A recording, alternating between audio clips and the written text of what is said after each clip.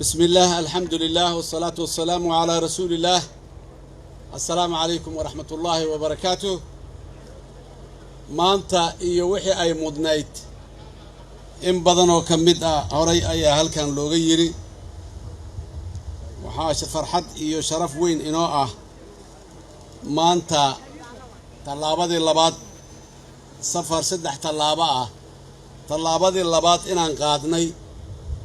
ee aan halkan ku sagootiyeyno markabkii sahankii hore sahanka ahay hore halkan ugu sagootinay sahankii wixii uu soo sheegay kamera dhalanteediina waa kana Jakri Bay markabka la yiraahdo noo taagan halka oo u socda shaqadaas inuu qabto hadii alla yiraa lugta saddexaad waxaan u xafladeyn doonaa maalinta haddana ilaahay idankiis aan jawaabta u soo saaro iyo waxa uu soo saaro hadalkeeda aan halkan isaga mar kale isugu imaan doono halkan ama halkii kale 2013 ayay ahayday markii aan bilownay sheekada dalka petrol sahanka petrolka hal bilaabo hal xoojiyo dhibaato badan culaysyo badan caqabado badan oo naloo dhigay oo nalaga niyad jibinayay in aan sahanka la sii wado ayaana soo maray corruption ay ka shaqeeyaan wixii ay dhici rabaan qandaraasi aan sax ahayn ayay bixiyeen dhulkii ay bixiyeen kuwa iska ilaaliya la yiraahdo Soomaalideena kamid ah oo diiday ama aad iyo aad uga hor yimiday in maxaan ku yiraahdaa sahanka la sameeyo iyo ajnabi intaba ayadoo markaana loo tusay maslaxadoona la leeyahay wixiinaan idin ilaalinayna waxaa maanta saaminayna hadiiba ilaahay u qadaro oo aan helno shidaalka aan maanta la qodayo hadii ilaahay uu qadaro oo aan helno milyan sano ka badan oo meeshaas ku jiray shidaalkaas waa joognay annaguna marka milyan kala sano uu noogu sii jiraa annaguna baahi iyo macluun maan korkiisa ugu dhimanaa meeqa qof oo Soomaali ah ayaa baahi u dhimatay baahi laga maarmi karay oon u dhimatay haraad gaajo u dhimatay cunto loo heli karay amni darro u dhimatay oo amni loo heli karay intaasoo dhan tabaryari dawladnimo ma shaqayn karto mana socon karto dawladna ummadi ma noqon karto haddii aanay ku filnayn ama awood dhaqaalo oo ay dawladnimada ku ilaaliso ku xoojiso haddii aanay helin Soomaalidu hore uga maahmaaday biyo sacabadaada ayaa looga dhargaa ka abaal dhici mayno caalamka waqtiyada aad iyo aad u adag noo soo gurmaday waqtiyada maxaan kala duruufaha adag aan ku jirnay noo yimiday waqtiyada amni darrada ugu adag aan qabnayna garab istaagay ee cadawga nala dhiciyay ilaa ay haddana na garab taagan waan uga mahad celinaynaa laakiin xaqiiqada dhabta oo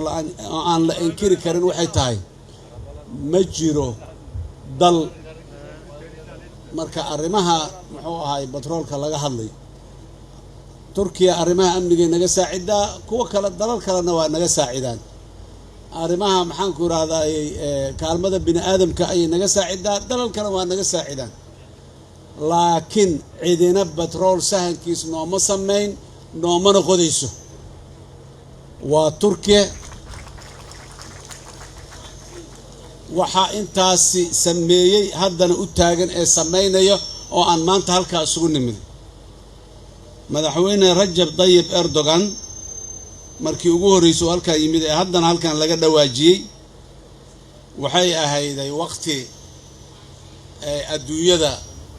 oo Soomaaliya ka sii jeesanaysa imaatankiisii uu ku soo jeediyay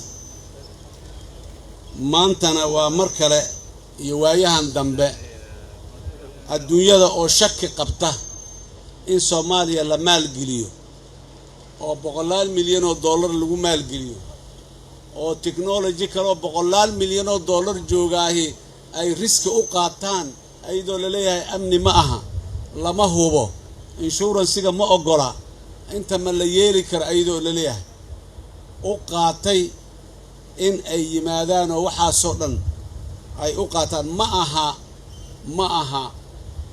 $100 milyan ee sahminta iyo qodista petrolka ku baxday maalgashiga Turkiga kuma eka maalgashiga qayb weyn ka ah riskiga ay qaateen ayaa la sidiisa maalgashiga qayb ka ah maraakiibtan hadda naag taagan markabka weyn Jakri Bay iyo maraakiibta la socotaahi waxa waaye boqolaal milyan macna waa billions waaye lacagtooda marka la isku daro intaasoo dhan safar 2 bilood qaatay oo ay u soo socdeen Soomaaliya si ay u yimaadaan oo wadooyinkii la mari jiray aan la mari karin ay ka soo leexdeen iyo maanta oo ay halkaan nala joogaan wasiirka waa bogaadinaya waana u mahad celinaya Soomaaliya markii saddexaad uu yimaado waayo 2 mar oo kamid ah wuxuu u yimiday arrimahan shidaalka ayuu u yimiday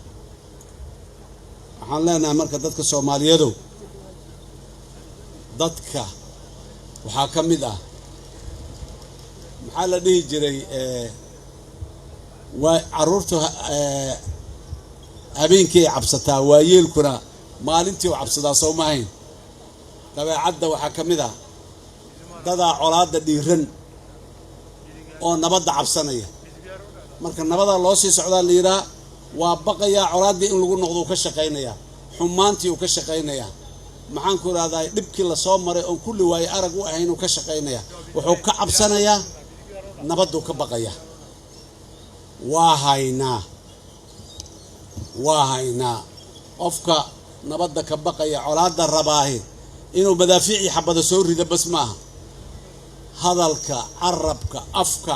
madaafiici gantaalo waa ka dib badan yahay waxaad ku hadasho aad ku hadaaqdo madaafiic la soo tuuray ma marka qaarkood ayay ka dib badan yihiin waad maqlaysaan dadka qaarkii ee Soomaalida ah ee aan kaliya aan ku ugu cudur daari karo ama aan dhigi karo garashada ka gaabatay waxa ay ku hadlayaan sidoo kale marka baahida iyo oonka uu jiro dada cabsada dhaanku markuu soo noqdo oo reerku biyaha u yimaadaan dada cabsada yaa ka soo doono ama kuwa ka dhacay yimaadaan reer hebel ama ahaan biyana si amaahi ku dhahan ama sidaas ayaa weligeedba taariikhda bini aadamka ay u soo jirtay dad wanaaga iyo iftiinka marka loo baxayo baqa colaada iyo dhibaatada iyo culeysada marka lagu jirana waxoogaa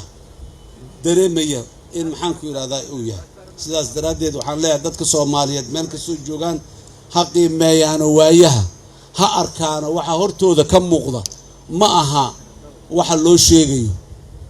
waxa hortooda ka muuqda indhahooda ay qabanayaan ha arkaan dadaalada socda ha arkaan ma jiri waayii la soo dhaafo loo joognay ha barbar dhigeen ilaa waxay barbar dhigaan ay haystaan Soomaaliya sida ra'iisul wasaaruhu hadda halkan uga sheegay way dhaqaaqda way socotaa Soomaaliya colaadii Soomaali dhaxdeed ahayd ka baxday wala khawaarij la yiraahdo oo caalamka dhan dib ku ah ayaa dib ku ah ayadiina waa ka sii baxayna maalinay dekedan dhex taagnaayeen ay jirtay oo ay containerada la furo fiirinayeen oo la yaqiinay hebela maxaan ku yiraahday khawaarij u jooga meesha wariya lacagta maxaa soo duusubaysaa adiga maxaa u qarisay maxaan ku yiraahday 5 container oo ku tumiday adiga maxaa ay badacada aad uga been sheegtay dadka halkan dhaxdeeda ku dhaha ilaahay mahdi maanta meel aad iyo aad u fog ayay jiraan dadka Soomaaliyeed dadaal ay la yimaadeen iyo xoog iyo xoolo ay la yimaadeen oo loogu kaalmeeyay ayaana keenay asbaabtaas waxaan leeyahay marka shacabka Soomaaliyeed waxaan rabaa inaan si cad idinkugu xaqiijiyo in dawladda federaalka ee Soomaaliya ay ka go'an tahay in khayraadka dalkan si hufan oo daahfuran loo maamulo labo in heshiisyada la galay ay noqdaan kuwa ilaalinaya danaha qaranka matabaran guurnaa matalaban matakan guurnaa masatabaran guurnaa Soomaaliya maanta waa maalintii ay tabar guuraysa taa kama hubnay tabar aan guurno waa maalintay tabar guuraysa tabarteena ka badan ayaan guurayna yaan guurnay aad baa maalin dhaweyto naloogu dacaayideeyay dawladda loogu dacaayideeyay dawladdan walaalehen Turkiga lagu dacaayideeyay arrimahan shidaalka iyo qaybsiga maxaan ku iraadaaye manfacaadka ka imaanayo waxaan rabaa dadka Soomaaliyeed u sheego dawladaha dunida saddexaad ka mid ah oo dalkeeda shidaal laga helay oo shidaalkeedii already oo soo baxay oo suuqyada tagay 2013 markaan bilownay dardarta waayahan dambe aan gelin hadii aan gelin lahayn maanta shidaalkeena suuqu ooli lahaa markabkii qodaya hadda sii socda maanaan dhahayn laakiin si daro maanaan gelin dardar anagoo cabsanayno madaxdii iyo mas'uuliyiintii joogoo baqay waa dhaceen waa boodeen qarkaanay ka dhaceen xaggay la aadeen war khayraadka Soomaaliya ka soo baxaya aan rabno billions iyo trillions inuu noqdo walax qof dhici kara waa ka weyn yahay suurtagal ma aha marka wadankaasi nin diblomaasi oo ka socdo ayaa ila kulmay markaas wuxuu ku yiri niyahow waxba idinka qaldan Soomaaliya hadaatiin maxaa naga qaldan annaga wadankeena 10 sano ka hor la soo saaray shidaalkii yaa la bilaabay waa la soo saaraa suuqu yaala halaha waa la dhacay Soomaaliya oo halahaas shidaalkii ka helaysaa la leeyahay horta de meedan sheegina waxa soo ma jira oo kaas ma jiro shidaalkani faa'iido laga helayo waa kala qaybsatay wuxuu yiri wax kasta oo Soomaaliya ay heshay nuskeedaan haysanaa u dhacnaga nuskeed shidaalkeena suuqa lagu iibiyo maslaxada Soomaaliya ugu qoran heshiiska ay gashay nuskeedaan haysanaa annaga heshiiskeen oo qoriyay haddana aan helnaa shidaalkeena waa la iibgeeyay annaga niman oo caaboonatina waxaad yeelisaan dadka muxuu ahaayay idin maal gelinaya iska eerina qodobka saddexaad in deegaankeena iyo badeena la ilaaliyo shidaalku waa seef laba afle deegaanku waa halay karaa waa environment qaribi karaa amni darro keeni karaa khilaaf keeni karaa waxaas oo dhan dawladda Soomaaliya way ka gaashaamatay wayna ka sii gaashaaman doontaa hadii aan la yiraahdo khayraadkeenana mid dadkeena isku diro ma noqonayo mid dadkeena hormariyo oo dawladnimadeena kor u qaado ayuu noqonayaa dadkuna fawaa'iday ka arki doonaan marka uu yimaado hadii aan la yiraahdo afar in faa'iidada laga helo khayraadkaasi ay gaarto dhammaan ummadda Soomaaliyeed meel kasta oo ay joogaan dalka ma aha ceelka inta laga soo qoday qoladaana muxuu ahay yaa iskala oo qaadanaysa ma khayraadka dabiiciga ahi waa hanti ummadeed waxaana muxuu ahay oo gaaraya dhammaan ummadda Soomaaliyeed si kasta ha u gaaro iyo si kala duwan intaba dhammaan shacabka Soomaaliyeed jiilkan iyo jiilasha soo socdaba ilaahay idinkiis way dareemi doonaan saaxiibada caalamka iyo maalgashadayaasha waxaan idin sheegayaa in Soomaaliya maanta ay tahay dal furfuran maalgashiga soo dhaweynaya sameeyay shuruucdii muhiimka ahayd ee ilaalin lahaa maalgashigaas idinkuna saacidaadii aad nagu saacideen inaan shuruucdaas iyo nidaamkaas sameeyno dalkan aan ka dhigna dal xasiloon ilaa haddana nala garab taagayahay waa ka mahad celinaynaa waxaan sameynaynaa tallaabo kasta oo dhiiri gelinaysa maalgashadayaasha waxaan sameynaynaa qaadaynaa tallaabo kasta oo xuquuqda dadka Soomaalida ay leeyihiin ilaalinayso waxaan qaadaynaa tallaabo kasta oo dadka Soomaalida ay mustaqbalka aan fogeyn inay la wareegaan wax walba iyo technology-giisa iyo maamulkiisa suurto gelinaysa ayaan sameynaynaa Soomaaliya ma aha dal ku suntan taariikh mugdi ah waa dal leh mustaqbal ifaya awoodna u leh in uu hormuud u noqdo gobolka geeska Afrika iyo caalamka intiisa kale marka aan ku biireynay suuqa bariga Afrika marka aan ku biireynay ururo badan oo caalami oo xagga dhaqaalaha ah muhiimadeena waxay ahayd inaan baryootano ugu maanaan beerin meel barya wax la isku siiyana ma ahana waa meel awood iyo aqoon iyo badeecad la geysto waa suuqna badeecada la geystaa Soomaaliyana waxay u diyaar garoobaysaa inay suuqyadaas caalamka ay geysato badeeco ay ku kasbatay khayraadka ummadeeda maanta waxaan qaadaynaa tallaabo horumar ah tallaabadaas horumarka ah taariikhdeena ayay sheegay ilaahay ha inagu guuleeyo waxa qalbigeena ku jira ee aan jecelnahay waxa ummadeenu ay jeceshahay aan isugu duceyno ilaahayna aan barino in ilaahay noo fududeeyo naguna guuleeyo aan iska dayno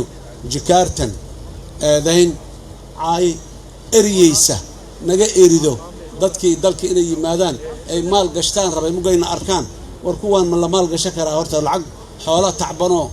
qasnada ku jiro account bangiga yaallo inta la soo qaado meeshaan ma la keeni karaa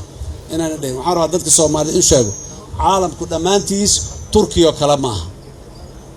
madaxda caalamka dhamaanteedna Rajab Tayyip Erdogan ma aha aan abuurno jawi kuwa shakiga qabaahi shaki bixiyo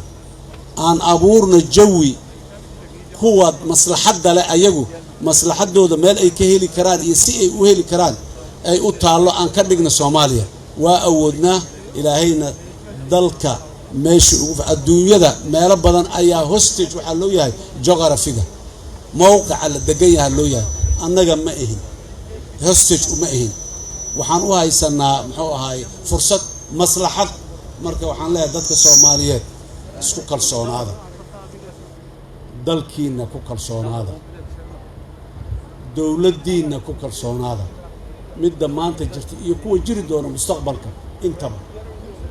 dalka waxaan la rabnaa dal dimuqraadi ah oo xukunkiisu baahsan yahay oo qof walba fursad u leeyahay hoggaanka dalka inuu noqdo talada dalka inuu ku biiro oo kula biiro ra'yigiisa oo kula biiro hoggaansanaanta qaanuunka Soomaaliya 36 sano waa waqti ku filan siyaasad qofaysan qof hebel la yiraaho siyaasad uu leeyahay oo asaga ku kooban oo asaga ka bilaabata asaga ku dhamaata Soomaaliya waxay u socotaa siyaasad tandiim iyo nidaam leh hay'ada leh qawaaniin leh qawaaniintu ay hagayso la ilaalinayo qof waa kan nimiday qof wuxuu nahayaa 36 sano ayaa siyaasad qofaysan ay meesha nagu haysa waa kan nimiday dadka Soomaaliyeed waxaan ugu baaqayaa in aanay dhag jalaq u siinin midka aniga reer hebel aniga ku jiraahay adiga yaa tahay hal yiraaho adiga yaa tahay qof hay ahlan wa sahlan ilmahagaad qof u tahay maxaa rabtaa inaan noqotid hogaamiyaan rabaa dalka inaan hogaamiyo meel hebel aan dawlad goboleedaan rabaa inaan hogaamiyo hay'ad hebel inaan hogaamiyo hay maxaa ku hogaaminay mas'uuliyadaas hadaa qaadid waa maxay waxa aad la iimaanayso waa maxay ballanqaadkayga waa 1 iyo 2 iyo 3 laakiin biri waa ka bixi karaa maya ballan ummadeed hadii la galo gudasho leeyahay haday tabartu ku diido waa halkeeda haddii duruufo aad ballantii la fuli waysa ay yimaadaan waa halkeeda laakiin adiga inay ka timaado marka horeba rabitaan ballan fulin la'aaneed aw wixii shalay aad ku baaqday cagsigooda aad maalin walba ku hadaaqdo oo aad ku hadasho Soomaaliya dhagiina fura oo waayihiina fiiriya han noqonina dad ku jin ah oo ku faca maanta kaliya shalay aad joogteen bishii hore aad joogteen sanadkii hore aad joogteen 10 sano ka hore aad joogteen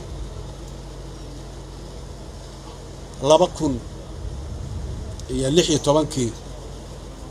berigi doorashada iyo ololaha lagu jirayaan dadka Soomaaliyeed la hadalkayga waxa kamid ah war dadka xilka aad u dhiibaysaan u fiirsada Soomaaliyeed oo khalfiyaadkooda iyo backgroundkooda fiiriya dadku muluq hadda dhashay oo maxaan ku ahay talaabo qaada ma ahan waa soo joogeen fiiriya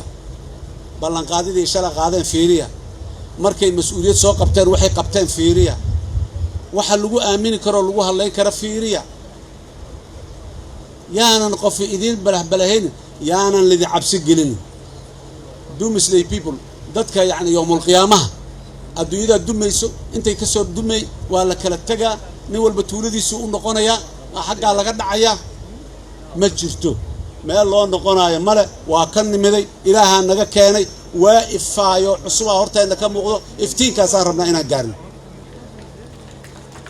كل من مين وحي عن هرو صومرنا dadka Soomaaliyeed mar kale waxaan leeyahay aan badino ducada iyo rabituuga aan badino dadaalka iyo midnimada aan badino xumaanta iyo hadallada aan waxba taraynin ee adiga annagana kala geynaya caalamkana naga geynayana aan iska dhowrno adduunyadu waxay ku jirtaa internetkaasi ku jirtaa waxaad halka ka tiraado Soomaaliya lagu qiimeynaya ogow qof walbo taariikhdaadana waa lagu qiimeynaya ogow ma jirto wax xumaan oo mustaqbal oo soo socdo mustaqbal cad oo qurux badan oo Soomaaliya khayraadkeeda ay ka faa'iideysatay oo Soomaaliya loo soo baryo tago loo soo shaqo tago loo soo maxaan ku raadayay dana taga soo socdo oo aan dheerayn oo dhow yaana laga hor istaagin aad iyo aad u mahadsantiin wassalaamu calaykum waraxmatullaahi wabarakaatuh